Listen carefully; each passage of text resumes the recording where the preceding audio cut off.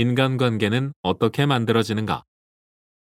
잠시 나의 베프를 생각하며 그 친구를 처음 만난 순간을 떠올려보자. 당신과 그는 어떤 계기로 친구가 됐는가? 그동안 대부분의 인간관계는 우연한 기회에 자연스럽게 시작됐다. 전공이 같아서, 같은 수업을 들어서, 동아리를 함께 해서, 회사 동기여서, 취미 모임을 나갔다가 등등 특별히 노력하지 않아도 되는 일상 속 모임을 계기로 만남이 이루어졌다. 그러나 현대인의 관계는 더 이상 우연한 만남으로만 형성되지 않는다. 앞서 인용한 대학생의 말처럼 이제는 관계 맺기에도 노력이 필요하다. 저절로 만들어지는 인연에 노력을 더해 내가 만들 수 있는 인간관계의 풀을 최대한 넓혀가는 것이다. 인덱스 관계 만들기의 첫 번째 유형은 목적 관계다. 목적 관계는 무엇을 하겠다는 분명한 목적을 가진 상태에서 인간관계가 형성되는 경우를 뜻한다. 요즘 대학생들이 참여하는 대외 활동을 살펴보면 동아리에서 학회로, 학회에서 창업으로 관심을 갖는 모임의 목적이 갈수록 명확해지고 있다. 과거 대학생들이 동아리 활동에 참여했던 이유는 다른 전공 친구들을 만나 서로 우정을 쌓고 취미 활동도 즐기며 일종의 친목을 다지기 위해서였다. 이후 취업 경쟁이 치열해지면서 동아리 활동을 하는 학생들은 줄어들었고 대신 취업의 스펙으로 쓸 수 있는 학회 활동이 주목받았다. 그러다가 최근 들어서는 스타트업 회사를 세우는 창업처럼 더더욱 확실한 목표가 있는 활동에 학생들이 몰리기 시작했다. 새로운 사람들과 만나 새로운 일을 도모하는 것이 아니라 새로운 일을 도모하는 가운데 인간관계를 확장하는 순서로 바뀐 것이다. 목적 관계가 가장 명확하게 나타나는 영역은 역시 연애 시장이다. 요즘 젊은 세대들은 연애하기가 너무 어렵다며 불평하곤 한다. 팍팍한 경제 상황에 마음의 여유가 없어서이기도 하지만 무엇보다 연애할 만한 대상을 만날 기회가 부족한 탓이 크다. 도서관에서 우연히 만나 첫눈에 반했다라는 식의 이야기는 부모님 세대가 연애하던 시절에나 가능했다. 코로나19 팬데믹 이후 상당수의 대면 관계가 비대면 관계로 대체되면서 이런 경향은 더욱 심해졌다. 덕분에 요즘 세대에게는 자만추, 자연스러운 만남 추구만큼이나 인만추, 인위적인 만남 추구가 익숙하다. 자연스럽게 인연이 닿길 기다리기보다 연애를 하겠다라는 뚜렷한 목표의식이 있는 사람끼리 만남을 추진해야 성공률을 높일 수 있기 때문이다. 대학생들이 많이 사용하는 커뮤니티 플랫폼 에타, 에브리타임에서 만든 앱 캠퍼스픽의 미팅 소개팅 게시판에는 일명 셀소, 셀프 소개팅 공고가 종종 올라온다. 나이, 성격, 취미 등 자신의 소개와 함께 구체적인 이상형을 설명해두면 이를 보고 관심을 가지게 된 다른 이용자가 데이트 신청을 한다. 때로는 제3의 인물이 마담 뚜 역할을 자처하기도 한다. 이용자들이 각자 공개한 정보들을 바탕으로 서로 어울릴 만한 남녀를 엮어 만남을 주선하기에 마담팅, 마담 뚜 소개팅이라고도 불린다. 이러한 현상은 대학생들 사이에서만 일어나는 것이 아니다. 직장인들이 주로 사용하는 익명 커뮤니티, 블라인드에서도 셀소가 인기다. 2021년 블라인드의 셀소나 미팅을 주제로 올라온 게시글은 총 11만 건으로 2019년 5만 5천 건 대비 2배 증가했다. 온라인 만남을 목적으로 하는 데이팅 앱 이용자도 부쩍 늘었다. 모바일 시장 분석 서비스 앱앤이프에 따르면 2021년 12월 기준 국내 데이팅 앱 사용자 수는 전년 대비 55.3%나 증가했다. 그런가 하면 일륜지 대사인 결혼에서도 목적 관계가 부상하기 시작했다. 결혼정보 업체 듀오에 따르면 2021년 듀오의 회원 수는 전년 대비 약 22% 증가했다. 코로나19 팬데믹 이후 소개팅, 동호회 등 이성을 만날 수 있는 기회가 사라지다시피 하면서 결혼정보업체를 찾는 미혼 남녀가 늘어난 것이다. 이에 관해 듀오의 박수경 대표는 예전에는 부모님이 자녀 몰래 회원 가입을 하는 경우가 많았던 반면 코로나 이후에는 자발적으로 가입하는 미혼 남녀가 더 늘었다라고 밝히기도 했다. 중매 결혼보다 자유연애를 지향할 것만 같은 젊은 세대 사이에서 오히려 결혼 성사를 목표로 하는 전문 업체를 선택하는 경우가 증가하고 있다는 점이 인상적이다. 취미 활동 영역에서도 목적 관계가 두드러진다. 동네 지인들을 불러 모아 조기 축구회를 즐기던 부모님 세대와 달리 요즘 젊은 세대는 등산, 스노클링, 전시, 공연 등 관심 있는 주제를 중심으로 사람들과 만난다. 예를 들어 트립은 호스트가 색다른 주제로 모임을 만들면 게스트, 참가자가 참여비를 내고 해당 활동에 참여하는 방식의 소셜 액티비티 플랫폼이다. 코딩 배우기와 같은 학습 활동부터 음악 들으며 등산하기, 한양 도성 산책하기 등의 취미 활동에 이르기까지 다양한 목적을 가진 사람들이 모여든다. 목적이 관계보다 우선하는 것이다. 인덱스 관계를 만드는 두 번째 유형은 랜덤 관계다. 랜덤 관계란 나와 교집합을 찾기 어려운 낯선 타인과의 우연한 만남을 의도적으로 만들어냄으로써 관계를 확장하는 방식이다. 랜덤 관계는 그 순간을 즐기는 데 초점을 둔다. 따라서 타인과 인연을 오래 이어가기보다는 재미든 정보든 당장 필요로 하는 것만 얻은 다음 금방 휘발해버리는 특징이 있다. 아이폰 사용자들 사이에서 유행하는 에어드롭 놀이가 대표적인 사례다. 에어드롭은 애플에서 개발한 기능으로 이를 사용하면 스마트폰, 태블릿 PC, 노트북 등 애플 기기 간의 사진이나 영상 같은 파일을 쉽게 옮길 수 있다. 가령 내 아이폰에서 에어드롭 기능을 켜면 반경 9m 이내에 있는 역시 에어드롭 기능을 켜둔 다른 아이폰 유저에게 파일을 보낼 수 있다. 에어드롭 놀이는 이러한 기능을 활용해 주변에 있는 익명의 사람들과 재미있는 이미지나 영상을 주고받는 것을 말한다. 우연성을 활용한 랜덤 채팅도 인기를 끌고 있다. 2009년 낯선 이들과 대화하세요 라는 슬로건을 내걸고 미국에서 오메글이라는 1대1 랜덤 채팅 플랫폼이 출시됐다. 시간이 흐르며 대중에게서 잊혀가던 이 플랫폼이 다시 부활하게 된 계기는 다름 아닌 공통 관심사를 찾아주는 기능이다.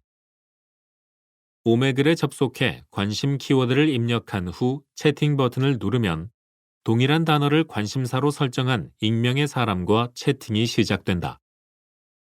채팅이 연결됐을 때 서로 사적인 정보를 묻거나 인사를 나누는 과정보다 서로의 관심사를 공유하는 데 더 집중한다는 점에서 일반적인 온라인 채팅과 다르다.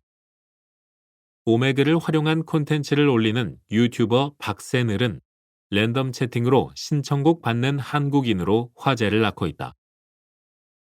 채팅이 연결되면 본인이 만든 자작곡이나 상대의 신청곡을 기타 연주와 함께 들려주는데 고 김광석 커버곡 영상의 경우에는 조회수가 380여만 회를 넘길 만큼 인기가 높다. 본인처럼 노래를 부르는 상대를 만나면 처음 만난 사람과 듀엣곡을 열창하기도 한다. 이에 대한 리액션 영상을 콘텐츠화하여 다시 유튜브에 업로드하면서 낯선 이와의 돌발 만남이 만들어내는 즐거움을 공유한다.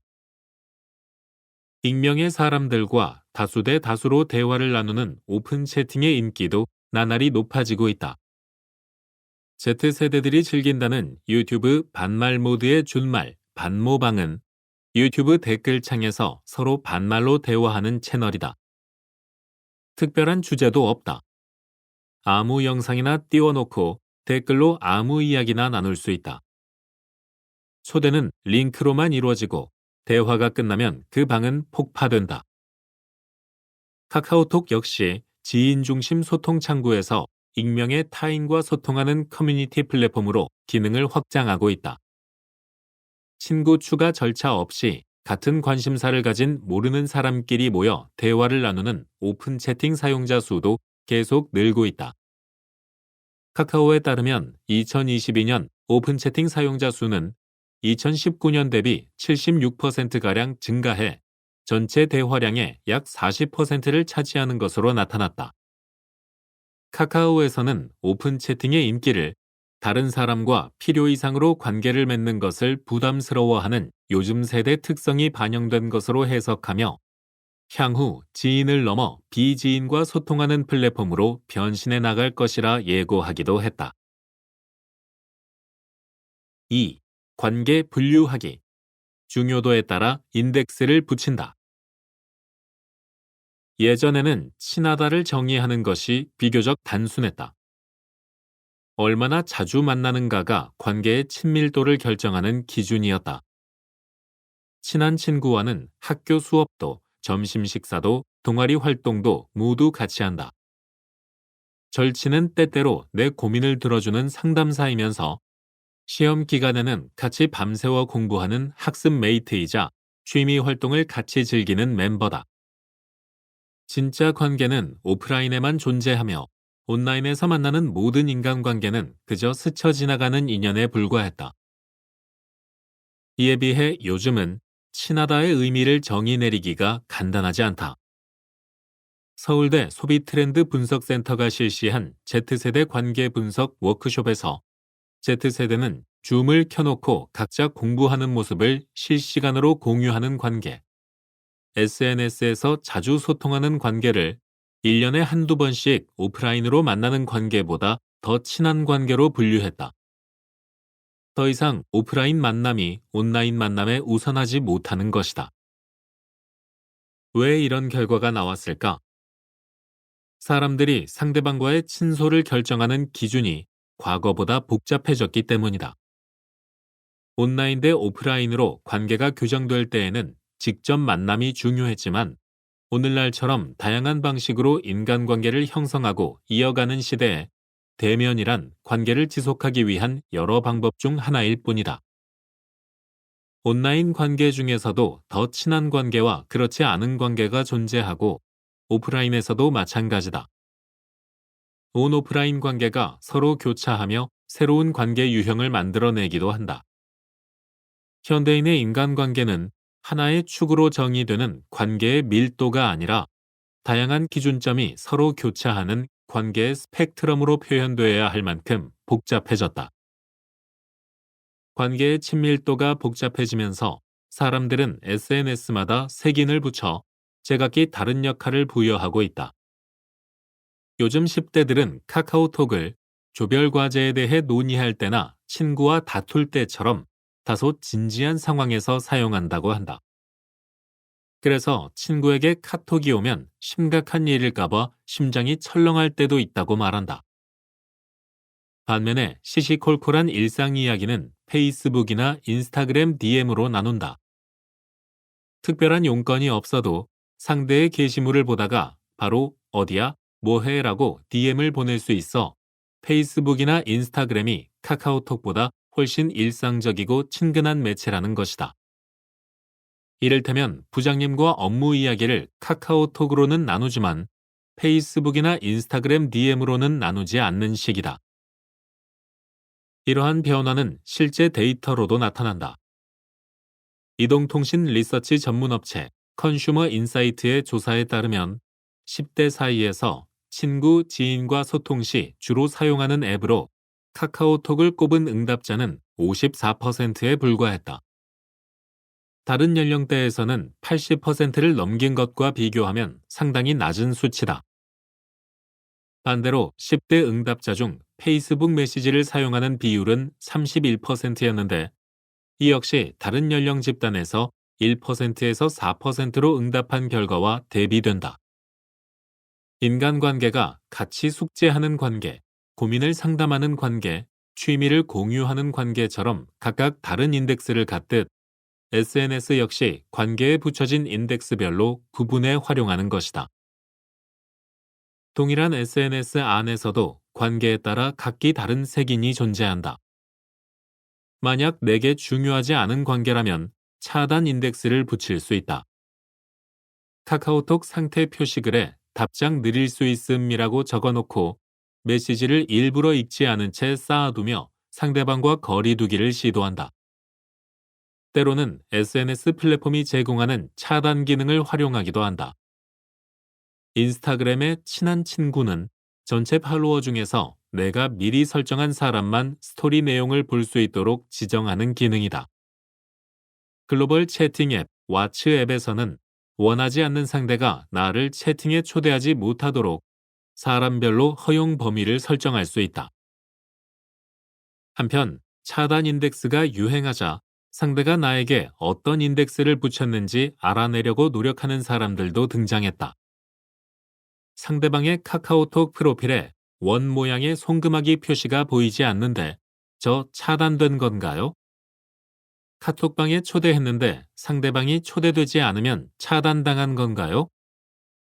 상대방 전화번호를 카톡에 저장했는데도 친구 추가 목록에 뜨지 않으면 저 차단당한 것일까요? 처럼 상대방이 나에게 부여한 인덱스를 알아내기 위한 각종 팁들이 온라인상에서 화제가 되고 있다.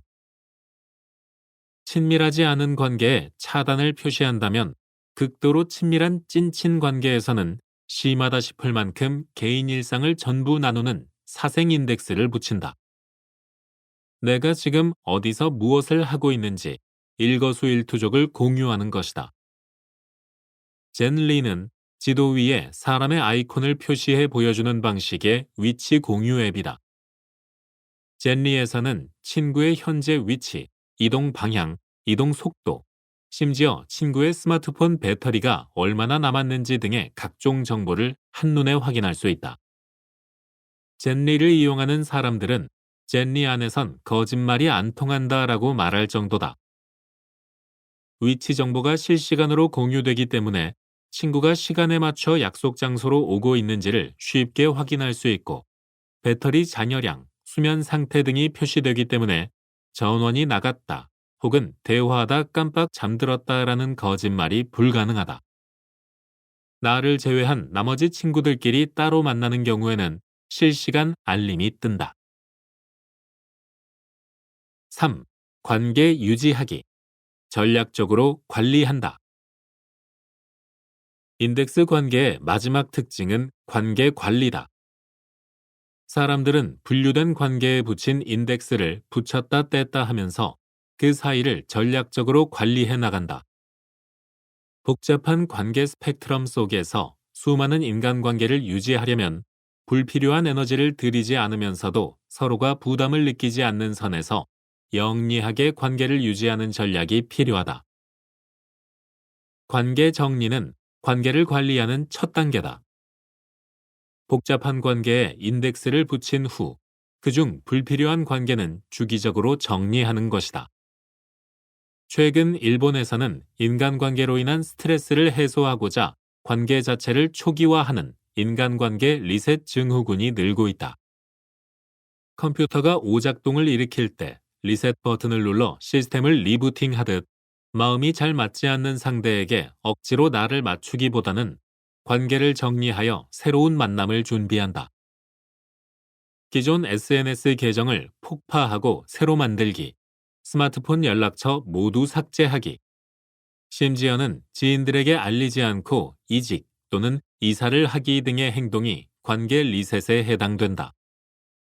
한국 사회에서도 관계로 인한 스트레스를 최소화하고자 하는 움직임이 목격되고 있다.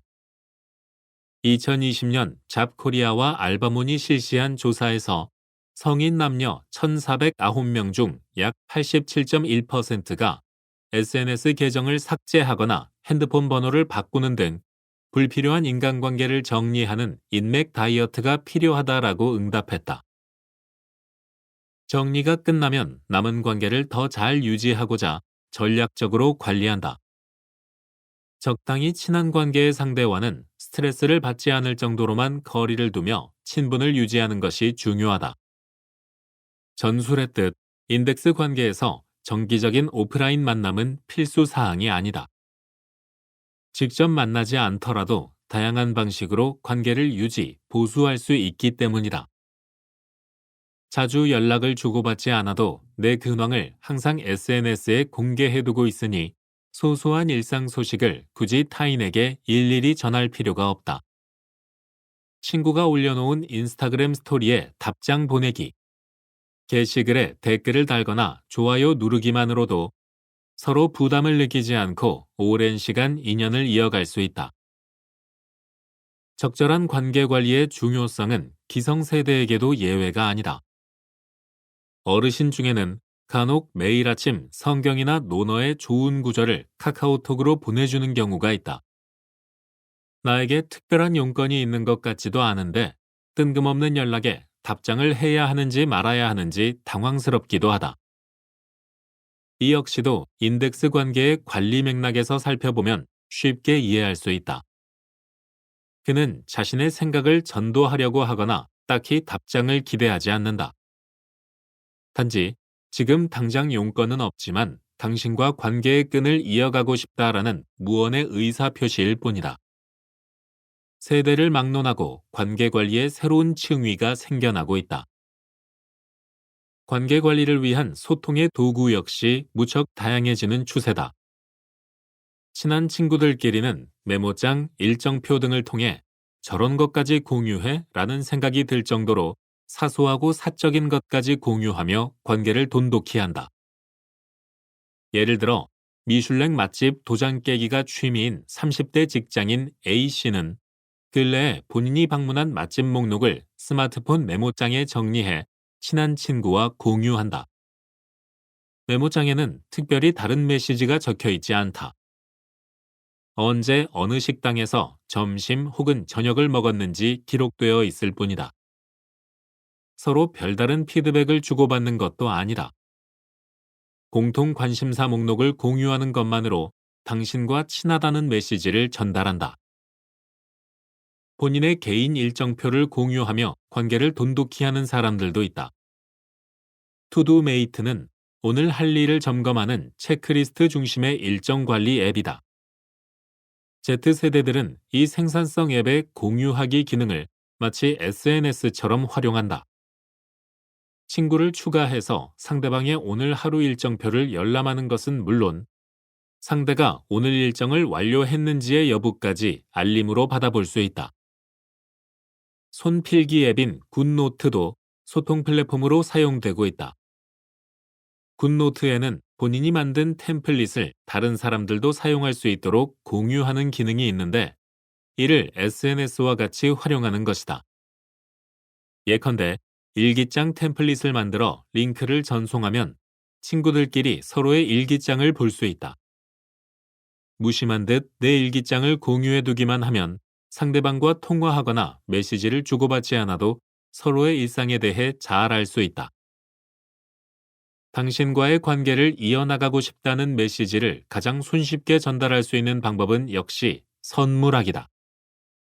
평소에 연락을 자주 주고받지 않더라도 지속적으로 유지하고 싶은 관계라면 생일과 같은 특별한 날에 꼭 기프티콘을 보내 내가 당신을 기억하고 있음을 표현한다. 기프티콘 선물은 서로 주고받은 히스토리가 기록되기 때문에 관리가 편하다. 상대방이 내 생일에 선물을 보냈을 경우 나 역시 상대방의 생일에 선물을 보내는 것이 예의다. 만약 나는 선물을 보냈는데 상대방이 내 생일을 그냥 지나친다면 그 관계는 자연스럽게 중단된다.